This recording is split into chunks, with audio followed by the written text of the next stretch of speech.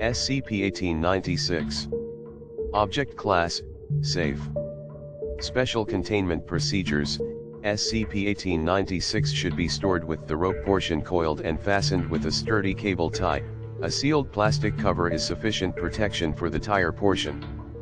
The item is currently stored with the other Boniface family artifacts at Research Sector 09. See Addenda.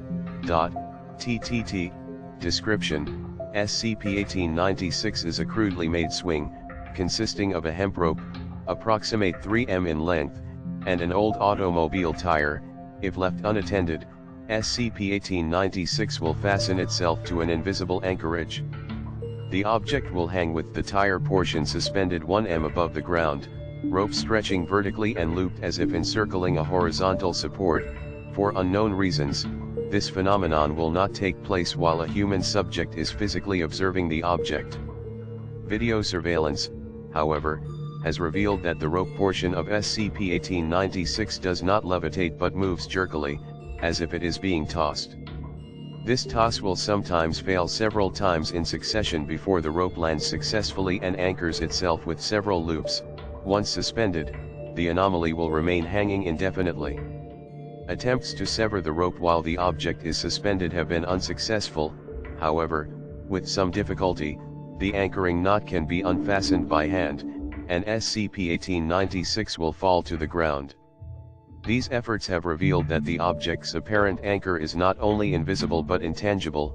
Subjects have extended an arm through the taut loop without struggle or side effect.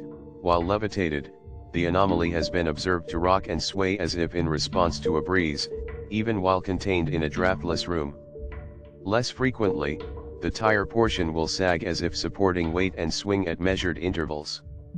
If SCP-1896 is touched at this time, its motions will still and the weight simply vanish. Tests with human subjects suggest that SCP-1896 is capable of temporarily distorting the sensory perceptions of those who sit or stand on its suspended surface. The intensity of these distortions increases in proportion to time spent in contact with the object. Plus excerpts from test logs 1, 2 and 3, close excerpts from test logs 1, 2 and 3, test 1, 5 to 15 minutes, procedure. Subjects are seated on SCP-1896 in its suspended state or permitted to stand on the tire portion while grasping the rope. Subjects are instructed to remain in the same position, unmoving, until the designated time has elapsed. Subjects are prompted throughout the test to describe any unusual sensations. After 20 to 40 seconds, the majority of subjects report feeling a slight breeze, although all tests were conducted in a sealed room.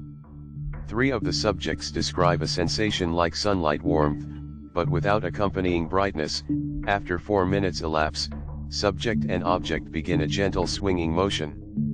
Whether this motion is unconsciously caused by the subjects or the result of the anomalous breeze is unclear.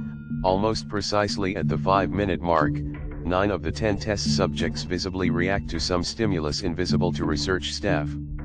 The only subject who does not react is D4399, a 35-year-old male who has been deaf since birth. These reactions are notably positive. Subjects glance around the testing room attentively, and several smile or laugh. Results: all 9 subjects, with the exception of D4399, who only experienced the tactile distortions, gave a similar report at the test's conclusion. As time passed, each individual had become less aware of the testing room. The majority experienced the sensations of sun and wind, with several claiming to have heard the rustling of leaves or grass. When questioned about their visible reaction at the 5-minute mark, subjects described differing sensations with a common theme. Some claimed to hear distant sounds of laughter, 2 described the sound of a woman singing, and a few heard children chanting, as if playing a game. It is worth noting that the few test subjects who regarded the experience as disturbing or unusual did so only in retrospect. Subjects invariably described their state of mind during the test as peaceful. Test 2, 20 to 35 minutes. Procedure: as described in Test 1, the first 20 minutes of the test proceed with the same results described in Test 1. After 30 minutes have elapsed, However, subjects grow markedly less responsive to audible or visual cues from research staff. After breaking physical contact with SCP-1896, subjects revert to prior levels of responsiveness and communicativeness.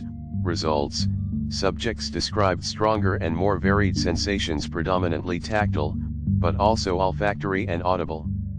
Some remembered hearing the rustle of dry grasses or the sounds of insects, others detected the distinct scent of smoke or wet earth. Subjects were unable to reconcile certain remembered details with prior memories or experiences. For example, while in contact with SCP-1896, one subject claimed to hear katydids. However, after completing the test, she could not recall hearing the sound of katydids, or even the word, a colloquial name for tetagoniids, prior to the experiment.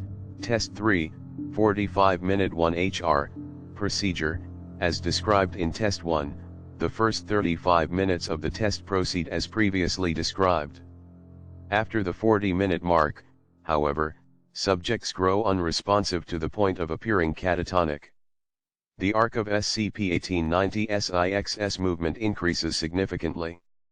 Regardless of this increase in speed and motion, none of the subjects appear to be in danger of falling. After 50 to 55 minutes, the object's measured back and forth motion gives way to erratic, slowing spirals.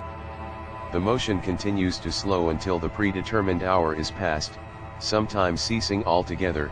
Despite the increase and decrease in motion, subjects remain unmoving and insensible until a second party makes physical contact with SCP-1896.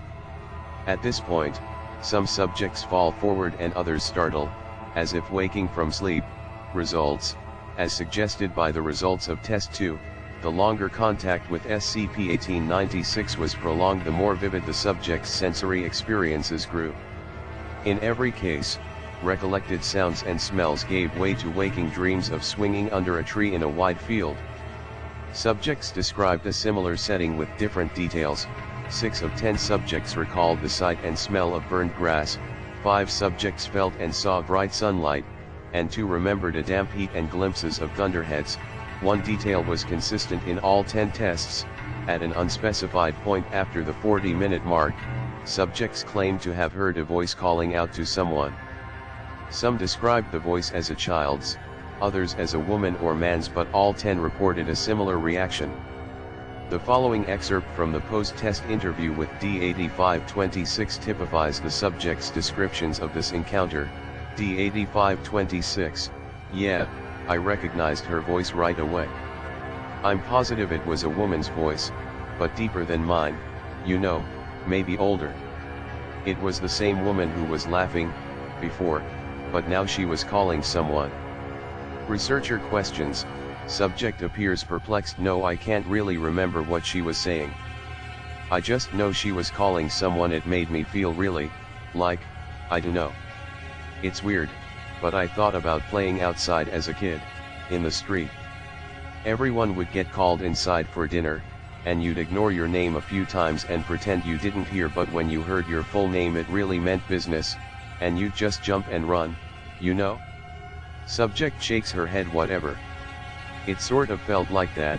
Researcher questions: "No, it wasn't my name she was calling, I'm pretty sure, but I still felt like I should answer." A pause. Subject rubs her eyes. "I couldn't see anybody, but her voice kept coming closer, and first it sounded mad, like, 'Get your ass over here, now.'